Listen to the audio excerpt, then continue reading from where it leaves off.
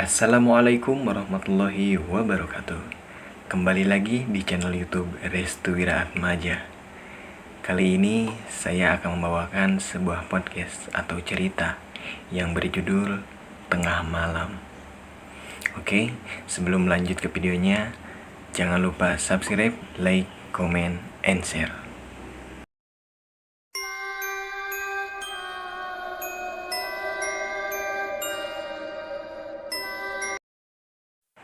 Oke, langsung aja guys.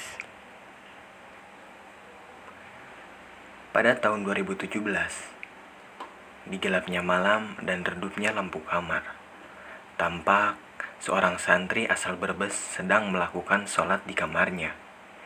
Dia memang sudah terbiasa melakukan sholat malam dengan tujuan agar pelajaran yang dipelajari di pesantren bisa cepat paham. Saat itu, hanya dia seorang yang terbangun. Namanya Robi. Dia tipe orang yang bodoh amat dan tidak terlalu memperdulikan sekelilingnya ketika dirinya sedang sholat. Hari itu terasa beda, manakala ia menemukan bercak darah di lantai. Robi kira darah itu milik salah satu santri yang mungkin saja sedang terluka karena penyakit gatal-gatal. Penyakit santri ini sangat lumrah dan hampir mengenai seluruh santri, apalagi santri yang baru masuk pesantren. Penyakit ini dipercaya sebagai awal masuknya ilmu yang dipelajari di pesantren. Getih sopo iki? Yang artinya darah siapa ini? Tanya Robi sambil menengok kanan kiri di kamarnya. Dia tak menemukan satu santri pun yang sudah terbangun, karena tidak ada tanda-tanda bahwa darah itu milik salah satu santri. Akhirnya Robi segera membersihkan darah itu, karena dinilai najis dan harus disucikan. Setelah selesai, dia pun menggelar sajadah dan bersiap-siap untuk sholat. Namun, tampak dari belakang ada orang yang lewat dengan menggunakan kain putih. Robi langsung menengok ke arah belakang. Sopo kui? Siapa itu? Tanya Robi. Tak ada jawaban. Tak ada yang menyahutnya. Robi kira itu adalah para pengurus yang sedang usil mengganggu kehusyuan dirinya. Robi pun kembali menghadap kiblat dan bersiap untuk melaksanakan sholat. Namun, begitu ia mengucapkan kalimat Allahu Akbar, Robi mendengar suara hembusan napas berat di belakangnya. Robi masih berpikiran positif bahwa itu adalah suara santri yang sedang tidur, karena dia tahu suara itu sekilas mirip suara ngorok anak-anak pada santri umumnya. Namun, begitu ia ruku, suara hembusan napas itu semakin kuat dan membuat Robi merinding.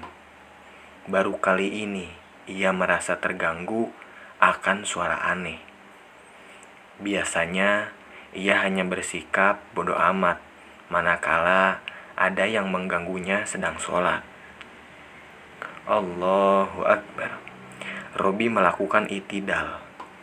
Ia berdiam sejenak karena sedang melakukan tumanina. Lambat laun, suara itu mendekati telinganya dan terdengar sangat jelas. Suara itu membuat seluruh tubuh Robi merinding dengan seketika. Ia pun tetap tenang. Ia tetap melanjutkan sholatnya dan melakukan sujud. Ketika ia mengangkat kepalanya dan hendak duduk di antara dua sujud, tiba-tiba dari arah depannya muncul sosok kuntilanak dengan wajah yang telah hancur dan menebarkan bau yang sangat busuk. Robi terkejut dan berlari terbirit-birit melihat sosok kuntilanak itu persis berada di hadapannya. Sejak saat itu, Robi jatuh sakit. Dia dikabarkan kesambet, posisi di mana tubuh tidak bisa menerima energi kuntilanak itu. Keesokan harinya, para santri menggosipkan kejadian ini dari mulut ke mulut. Mereka semua percaya bahwa apa yang dituturkan oleh Robi adalah hayalan semata. Satu persatu santri tidak mempercayai apa yang terjadi oleh Robi di tengah malam tadi. Robi tak bisa berkata apa-apa. Apa yang terjadi oleh dirinya memang tidak perlu ia ceritakan ke orang banyak, karena hal ini akan menjadi sebuah pertanyaan yang menyakitkan bagi Robi sendiri. Namun, di balik itu ada beberapa santri yang percaya bahwa sosok itu memang mengganggunya tepat di tengah malam. Di saat orang-orang terlelap dan tertidur, tidak banyak dari santri yang masih memantau tengah malam dan lebih tertarik untuk tidur. Beberapa santri itu diantaranya adalah Pais dan Dani. Mungkin dua orang yang merasakan hal ini selepas bada Isya. Keduanya menemui Robi dan hendak ingin berkata jujur kepadanya. "Rob, kalau bisa kamu rahasiakan hal ini," pinta Pais. "Memangnya kenapa?" tanya Robi. "Kamu tahu kan, seluruh santri di sini tidak akan percaya." "Jelas, Dani. Tapi bagaimana lagi?" Keresahan Robi membuat Pais dan Dani merasa iba. Hanya dia seorang yang berusaha memecahkan teka-teki di tengah malam. "Aku percaya apa yang dikatakan oleh kamu, Rob, tapi tidak orang lain. Mereka belum tentu percaya dan menuruti apa yang kau katakan." "Jelas, Pais. Begitu juga denganku, Rob. Biarkan kami berdua yang mengetahui ceritamu, tapi tidak orang lain. Namun, suatu saat waktu itu akan tiba." "Jelas, Dani." "Iya, Rob. Nanti juga mereka akan percaya. Kamu tahu, di pesantren kami bukan sosok itu saja yang menjadi pengganggu." "Jelas, Pais. Maksudnya ada lagi, Rob?" tanya Robi. "Banyak, Rob. Makanya biarkan mereka gak percaya. Suatu saat nanti bila waktunya tiba, mereka akan percaya akan hal ini." "Jelas, Pais." Hati Robi semakin lega. Dukungan Pais dan Dani membuatnya terdukung akan argumen yang kontradiksi itu. Tengah malam merupakan posisi di mana waktu yang sangat istimewa, karena waktu itu segala doa akan diijabah dan dikabulkan. Namun, gangguan yang akan dihadapi pun semakin banyak dan penuh akan keraguan untuk melaksanakan sholat, kecuali bagi orang-orang yang dijaga hatinya. Mereka tidak akan takut, dan mungkin godaan itu adalah godaan terkecil, karena tidak berefek sama sekali terhadap apa yang ingin dia lakukan bersama dengan Tuhannya. Suara air keran menyala membuat malam itu semakin syahdu. Air yang mengucur deras ke lantai kamar mandi membasahi sela-sela kaki Robi. Robi membiasakan diri untuk kembali melaksanakan sholat malamnya. Dok, dok, dok. Suara pintu kamar mandi diketuk dari luar terdengar jelas. "Ya, sebentar." Robi tidak menyadari bahwa hari itu seluruh santri tertidur lelap seperti biasanya. Dia adalah tipe orang yang tidak sama sekali memperdulikan hal mistis yang berusaha memasuki lini kehidupannya. Robi membuka pintu kamar mandi dan yang terjadi adalah, "Kok gak ada orang?" tanya Robi. Suara langkah kaki meninggalkan tempat berwudu terdengar jelas. Robi berjalan perlahan untuk melihat siapa yang menyalakan air keran untuk berwudu yang belum dimatikan. "Dan, Is." Robi memanggil nama kedua temannya, yaitu Dani dan Pais. Namun, tak ada sahutan sama sekali. Dia berjalan lagi menuju ke arah musola. Kali ini, Robi tidak ingin sholat di kamar, melainkan ia mencoba untuk khusyuk dengan melaksanakan sholat malam di musola. Robi menggelar sejadah. Kejadian barusan yang terjadi di kamar mandi telah menghilang dari pikirannya. Allahu Akbar. Robi melakukan takbiratul ihram. Dia mendekap kedua tangannya di dada bagian kiri dengan kuat. Air wudhu yang menetes dari wajahnya membasahi sajadah. Rokaat pertama, ia melakukan sholat terasa sejuk dan nyaman. Di rokaat kedua, setelah ia membacakan surat Al-Fatihah, ia membaca surat An-Nas dengan suara yang lirih. Minal jinnati wan nas. Tepat di lapas itu, ada suara anak kecil tertawa tepat di belakangnya. Ketika Robi melakukan ruku, dia merasa anak kecil itu masih tertawa. Padahal, dia hanya seorang diri di musola. Sami Allahu liman hamidah. Suaranya menghilang. Allahu Akbar. Robi mencoba menguatkan hatinya agar tetap khusyuk dan menyelesaikan sholatnya. Tepat di tahiyat akhir, Robi merasa ada belasan orang berada di belakangnya, seperti orang yang sedang menunggu di belakangnya. Assalamualaikum warahmatullahi. Robi menoleh ke arah kanan dan kiri. Dia kemudian membalikan badannya ke belakang, dan ternyata telah berjejer banyak sosok di luaran musola dengan wajah, bentuk, dan pakaian yang aneh. Astagfirullah, la haula wala quwata illa billah. Robi menutup matanya sebentar lalu membukanya lagi. Belasan sosok itu menghilang. Perasaan Robi menjadi was-was.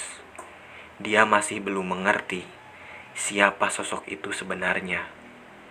Yang dipikirnya itu saat itu adalah memohon kepada Allah agar dijauhkan dari mara bahaya dan gangguan-gangguan yang bisa saja menjatuhkannya. Sebelum azan subuh menggema, para santri sudah terbangun. Dani dan Pais menunggu Robi di dekat kamar mandi. "Rob, kamu dari mana saja?" tanya Pais. "Ada apa emang?" tanya Robi. Salah satu hodam Pak Kiai, santri yang bertugas membantu keluarga Kiai, melihat sosok itu. Robi segera menemui Ali, hodam Pak Kiai. Ali ditemukan masih berdiam diri di dalam kamar sambil menutup kepalanya. "Li, kamu kenapa?" tanya Robi. "Kamu yang udah ngundang dia ke sini," ucap Ali. "Maksudnya?" tanya Robi. "Sosok itu datang lagi. Dia adalah penghuni pesantren ini."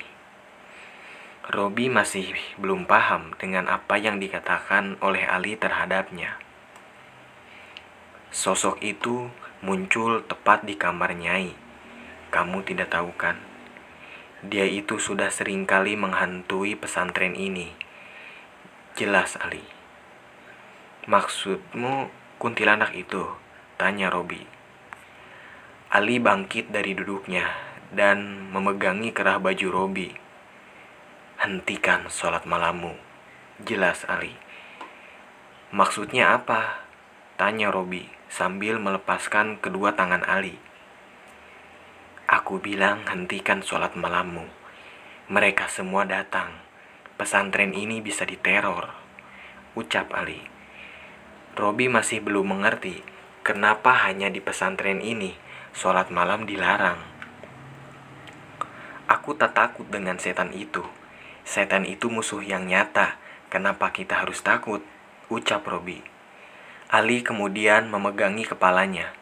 Robi yang bebal dan belum mengerti akan maksud Ali membuat Ali sangat kesal. Tiba-tiba pengurus keamanan datang. "Hei kalian, kenapa masih ada di sini? Subuh sudah lewat dari tadi." teriak pengurus itu sambil mengarahkan tongkat dengan panjang 1 meter. "Bukan gitu mas, kami," ucap Robi. "Halah alasan, cepat turun." Robi dan Ali turun ke bawah untuk melaksanakan sholat subuh. Dani dan Pais mengintip tingkah mereka berdua yang sangat mencurigakan selesai sholat. Keduanya, Robi dan Ali, disidang di tempat mengurus. "Kenapa kalian telat subuhan?" tanya Ustadz Miko. "Maaf Ustadz, tadi kami habis bahas tentang sosok wanita yang meneror pesantren ini 2 tahun yang lalu," ucap Ali. "Sosok wanita? Yang mana?" tanya Ustadz. Robi menyimak perkataan mereka berdua. "Sosok wanita yang telah membongkar pagar gaib dan menyebarkan penyakit gatal ke seluruh santri. Baru-baru ini Robi mengundangnya kembali," jelas Ali. Ustadz Miko menatap wajah Robi. Tampak wajah Robi yang kebingungan. "Tapi Ustadz, sejak kapan sholat malam dilarang? Jika memang karena setan itu, kenapa tidak kita lawan? Bukankah setan adalah musuh yang nyata bagi kita semua? Kenapa iman kita selemah itu?" ucap Robi. Prak! Tamparan keras mengenai wajah Robi. "Ustadz," ucap Robi, "kamu santri baru kan? Berani-beraninya kamu melanggar pantangan di pesantren ini. Kita memang boleh melaksanakan sholat malam, tapi tidak di tempat ini. Pesantren ini memiliki masa lalu yang kelam, yang bahkan hampir menewaskan santri yang terjangkit penyakit itu," jelas Ustadz Miko. Ustadz Miko kemudian menundukkan kepalanya. "Ustadz, apa karena itu Ustadz menampar saya? Apa karena saya melanggar pantangan itu?" tanya Robi. "Robi, kamu belum mengerti juga. Sosok itu bahaya," jawab Ali. "Di mana iman dan Islam kamu? Apa karena sosok itu kamu takut?" teriak Robi. "Kamu santri baru. Kamu belum mengerti apa tentang ruang lingkup pesantren ini," jelas Ali. "Aku gak peduli. Aku juga tak ada keinginan untuk berlama-lama di pesantren ini," teriak Robi. Robi kemudian bangkit dan pergi meninggalkan Ustadz Miko dan Ali. "Sialan. Udah Li, hentikan. Tapi Ustadz, biarkan dia beradaptasi dengan pesantren ini. Bagaimana dengan Nyai?" tanya Ustadz Miko. "Nyai baik-baik saja Ustadz. Terus jaga dia." "Siap Ustadz." Siang harinya, Robi membereskan semua baju yang ada di lemarinya. Hal ini membuat Dani dan Pais kebingungan. "Mau kemana kamu?" tanya Dani. "Aku mau boyong," jelas Robi. Pais lalu mendekati Robi dan melemparkan semua baju-baju yang ada di dalam tas. "Apa maksudmu?" Robi marah melihat Pais membuang seluruh pakaiannya. "Kamu mencari kebenaran, tapi menggunakan hati dan pikiran yang penuh amarah. Kamu tahu, kita berdua adalah orang yang pertama melakukan sholat malam, sama sepertimu di awal-awal. Kami baru masuk," ucap Pais. "Jadi, kalian semua sudah tahu?" tanya Robi. Dani mendekati Robi sembari menepuk pundaknya. "Sabarlah sedikit lagi. Semuanya akan selesai. Kita sudah meneliti semuanya. Kita juga harus mencegah sosok itu mengganggu santri lainnya," jelas Dani. Robi memeluk mereka berdua. "Cuman kalian berdua yang mengerti perasaan hati yang kalut ini. Entah kenapa iman mereka selemah itu," jelas Robi. "Bukan iman yang lemah, tapi hatinya yang telah dikuasai oleh sosok itu. Iman adalah keyakinan, sedangkan hati adalah wadah," jelas Dani. Robi bersyukur memiliki Dani dan Pais yang mengerti akan perasaan keduanya. Sepertinya ada maksud tertentu mengapa sholat malam dilarang. Mungkin Ustadz Miko bukan melarang sholatnya, akan tetapi aktivitas santri tengah malam berikutnya, Dani dan Pais berencana untuk mengajak Robi untuk mencari tahu apa yang dilakukan Ali. Semenjak awal, kami hanya mencurigai 3 orang di sini, yaitu Ali, Ustadz Miko, dan juga Nyai. Keduanya memiliki tali merah yang merujuk pada satu hal. Ucap Dani. Apa itu? Tanya Robi. Sepertinya sosok yang dimaksud adalah peliharaannya Nyai. Kamu pernah mendengar tentang seorang yang menggunakan susuk, maka ia akan diikuti oleh sosok yang menjaganya? Tanya Pais. Susuk? Tanya Robi. Susuk itu semacam benda mempercantik diri, jawab Dani. Robi masih belum mengerti, mana bisa seorang nyai menggunakan itu. Aktivitas di tengah malam itu mengganggu nyai untuk melakukan ritual. Pernah ada wali santri yang membawakan pisang untuk nyai, lalu pisang itu dilemparkan. Ucap Pais. Kenapa emangnya dengan pisang? Tanya Robi. Pisang itu adalah makanan pantangan bagi pengguna susuk. Memang sulit menjelaskannya, tapi jika sudah memakan itu, kecantikannya akan luntur. Jelas, Dani. Pais memerintahkan kepada Dani untuk menunduk. Tampaknya Ali sedang memasang baleman atau gabah yang dibakar. Apa itu? Tanya Robi. Itu baleman atau gabah, kulit padi yang dibakar. Gunanya untuk mengusir sosok lain untuk mendekat, ucap Dani.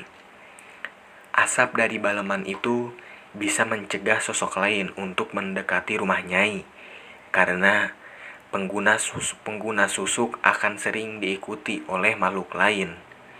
Robi baru paham mengapa tengah malam itu tidak boleh melakukan aktivitas, karena mungkin hal ini membuat Nyai menjadi terganggu dengan ritualnya. Jadi kamu tahu kan mengapa kita tidak boleh melakukan aktivitas malam? Tanya Dani. Karena mengganggu ritual Nyai. Dani mengangguk. Sedangkan di tempat yang lain, Bagus terbangun dengan melihat 4 orang anak kecil sedang duduk di sampingnya. Keempat anak kecil itu memiliki kepala botak pelontos, namun seluruh badannya hitam. Kalian siapa? Tanya Bagus. Keempat sosok itu tertawa bersamaan.